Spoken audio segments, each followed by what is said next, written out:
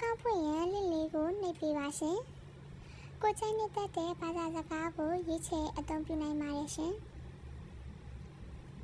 အကောင့်အမည်နေရာမှာကိုချိုင်းနှစ်သက်ရာအင်္ဂလိပ်အခရာနဲ့ကဏ္ဍလေးကိုထည့်ပေးလို့ရပါတယ်ရှင်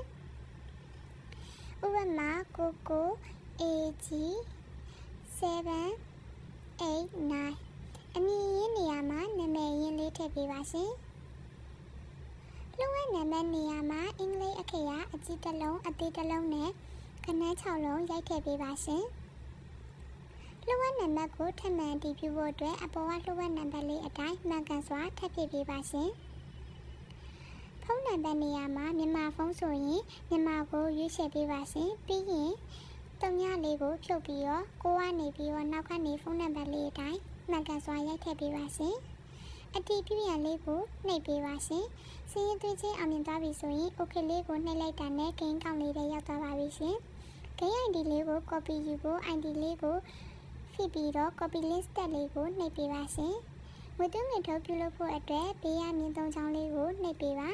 contact us လေးကိုနှိပ်ပေးပါရှင်ဆက်သွယ်ရန် Viber လေးကြာလာပြီဆိုရင်အဲ့ဒါလေးကိုထပ်နှိပ်ပေးပါရှင်မိမိတို့ရဲ့ official Viber လေးတွေကိုရောက်သွားပြီဆိုတာနဲ့အရင်ဆုံး hi ပေးပါရှင်ငွေသိမ်းချင်လို့ပါဆိုပြီးတော့စာလေးထပ်ပို့ပေးပါရှင် copy ယူခဲ့တဲ့ ID နံပါတ်လေးကိုပို့ပေးပါရှင်ငွေသွင်းငွေထုတ်ပြုလုပ်ရန်အတွက်လိုအပ်တဲ့အချက်လက်လေးတွေမှန်ကန်စွာပေးပို့ပြီးတော့ကိုယ်အသုံးပြုခြင်းနဲ့ငွေသွင်းဝန်ဆောင်မှုလေးကိုရွေးချယ်ပြီးအသုံးပြုနိုင်ပါတယ်ရှင်ဥပမာ KP နဲ့ငွေသွင်းခြင်းမိမိတို့စီက KP အကောင့်လေးတောင်းပြီးငွေသွင်းပေးပါရှင်မိမိတို့ဘက်ကငွေသွင်းငွေထုတ်လင့်လေးကိုပို့ပေးမှာပါရှင်မိမိတို့ပို့ခဲ့တဲ့လင့်လေးကိုထပ်နှိပ်ပေးပါရှင်